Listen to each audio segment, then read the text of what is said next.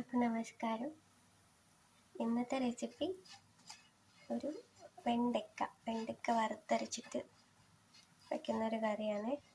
അപ്പോൾ തേങ്ങയും കുറച്ച് മല്ലിയും കൂടെ ഒന്ന് ചതച്ചിട്ട് ഫ്രൈ ചെയ്തുകൊണ്ടിരിക്കുക.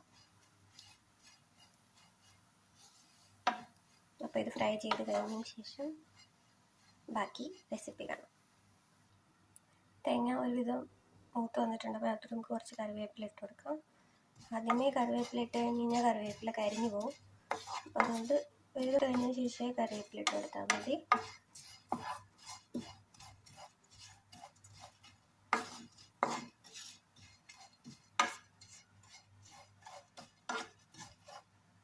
ഇനി നമുക്കിതിലോട്ട് കുറച്ച് പൊടികളൊക്കെ ചേർത്ത് കൊടുക്കാം. അപ്പോൾ ഇതിലോട്ടൊരു 1/2 ടീസ്പൂൺ മുളക് പൊടിയും ഒരു ടീസ്പൂൺ മല്ലിപ്പൊടി ഇട്ട് കൊടുത്തിട്ടുണ്ട്. എന്നിട്ടിത് നന്നായിട്ട് ഇളക്കി ഒന്ന് മൂപ്പിച്ചെടുക്കാം. തീ കുറച്ച് വയ്ക്കാൻ ശ്രദ്ധിക്കണം.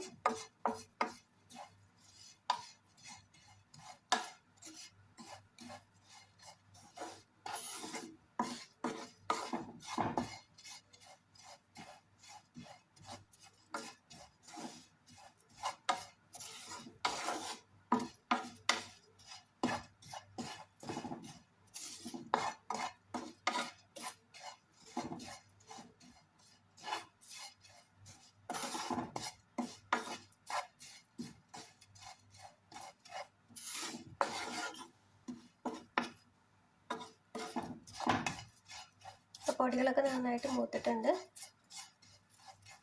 നമുക്കിനി ഇത് തണുക്കാനായിട്ട് മാറ്റി വെക്കാം. ഞാനിവിടെ വേറൊരു പാൻ വെച്ചിട്ടുണ്ട്. ഇനി നമുക്ക് പാൻ ചൂടായി കഴിയുമ്പോൾ അതിനകത്ത് കുറച്ച് വെളിച്ചെണ്ണ ചേർത്ത് കൊടുക്കാം.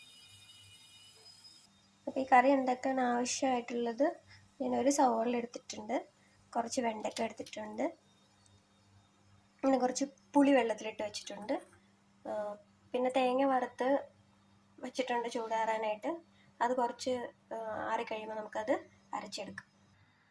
അപ്പോൾ പാൻ നന്നായിട്ട് ചൂടായിട്ടുണ്ട്. നമുക്ക് വെളിച്ചെണ്ണ ഒഴിച്ചു കൊടുക്കാം. ഒരു 2 ടേബിൾ സ്പൂൺ വെളിച്ചെണ്ണ ഒഴിച്ച് കൊടുത്തിട്ടുണ്ട്. ഇനി ചൂടായി കഴിയുമ്പോൾ കടുകിട്ട് കൊടുക്കാം. അപ്പോൾ വെളിച്ചെണ്ണ നന്നായിട്ട് ചൂടായിട്ടുണ്ട്. നമുക്ക് കടുകിട്ട് കൊടുക്കാം.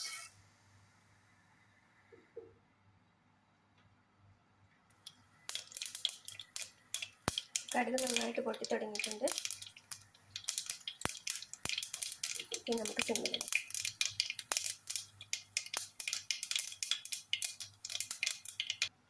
കടുക് പൊട്ടിക്കഴിഞ്ഞിട്ട് അപ്പോൾ ഇനി നമുക്ക് കുറച്ച് കറിവേപ്പിലയും വറ്റൽമുളകും ഇട്ട് കൊടുക്കാം.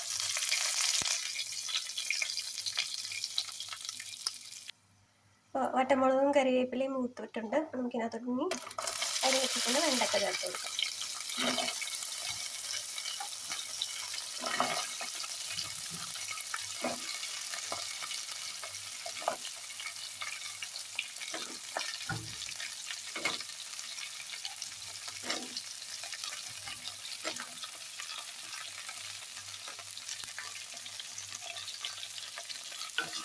വെണ്ടയ്ക്ക ഇളക്കി നന്നായിട്ട് ഒന്ന് മൂപ്പിച്ചെടുക്കും.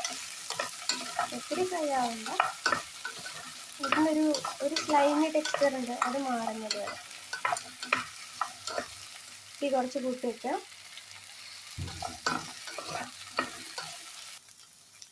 അപ്പോൾ വെണ്ടയ്ക്ക ഒരുവിധം ഫ്രൈ ആയിട്ടുണ്ട്. നമുക്കിതിനകത്തോട്ട് ഉള്ളിയിട്ട് കൊടുക്കാം.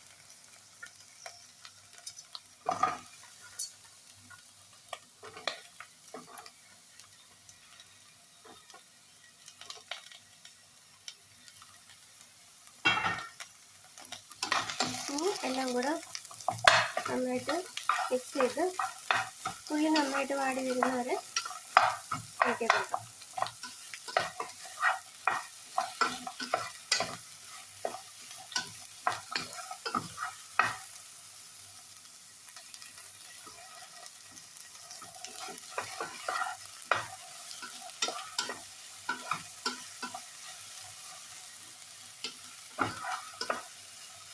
നമുക്കിതിനകത്തോട്ട് കുറച്ച് ഉപ്പിട്ട് കൊടുക്കാം.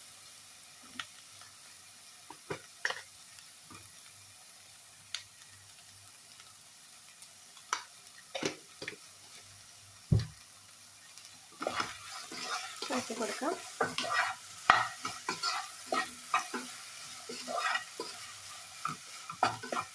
ഇതൊന്ന് നന്നായിട്ട് വാടി വരാൻ വെയിറ്റ് ചെയ്യാം. അപ്പോൾ ഇത് നന്നായിട്ട് വാടിയിട്ടുണ്ട് വെണ്ടയ്ക്ക ഉള്ളി. നമുക്ക് കുറച്ച് പൊടികൾ ഇട്ട് കൊടുക്കാം. കുറച്ച് മഞ്ഞൾപ്പൊടി ഇട്ട് കൊടുക്കാം. ആവശ്യത്തിന് മുളക് പൊടി. നമ്മൾ തേങ്ങ വറുത്തപ്പോൾ കുറച്ച് മുളക് പൊടി ഇട്ടിട്ടുണ്ടായിരുന്നു, അതുകൊണ്ട് മുളക് പൊടി കുറച്ച് ചേർത്ത് കൊടുത്താൽ മതി.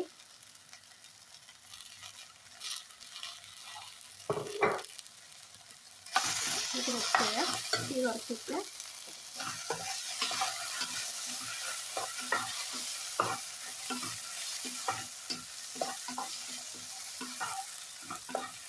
ഈ പൊടികൾ നന്നായിട്ട് മൂത്ത് കഴിയുമ്പോൾ നമുക്ക് കുറച്ച് പുളി വെള്ളത്തിലിട്ട് വെച്ചിട്ടുണ്ടായിരുന്നില്ലേ, അത് പിഴിഞ്ഞിട്ട് അതിൻ്റെ വെള്ളം ചേർത്തു.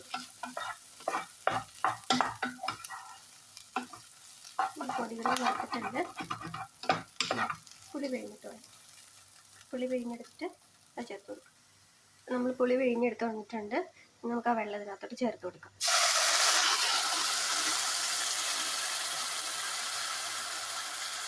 ആവശ്യത്തിന് ചേർത്ത് കൊടുത്താൽ മതി. വേണമെങ്കിൽ കുറച്ച് കഴിയുമ്പോൾ നോക്കിയിട്ട് ആവശ്യത്തിന് ചേർത്ത് കൊടുക്കാം. ഇത് ഇത്രയും ചേർത്തിട്ട് നമുക്കൊന്ന് അടച്ചു വെച്ച് വേവിക്കാം.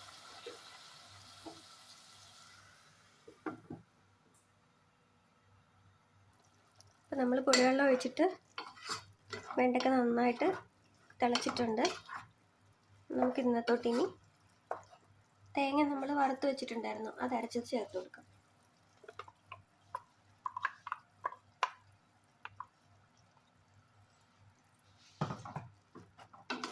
എന്നിട്ട് മിക്സ് ചെയ്യാം.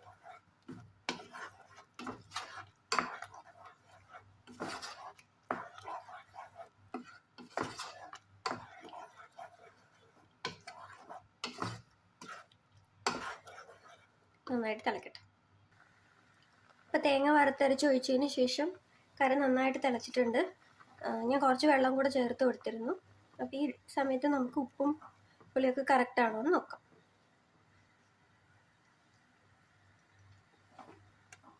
ഉപ്പും പുളിയൊക്കെ കറക്റ്റാണ്. ഇനി നന്നായിട്ട് തിളച്ച് ഇതിൻ്റെ മുകളിൽ എണ്ണ തെളിഞ്ഞ് വരും. എണ്ണ തെളിഞ്ഞ് വരുന്നവരെ സ്ലോ കുക്ക് ചെയ്യുക.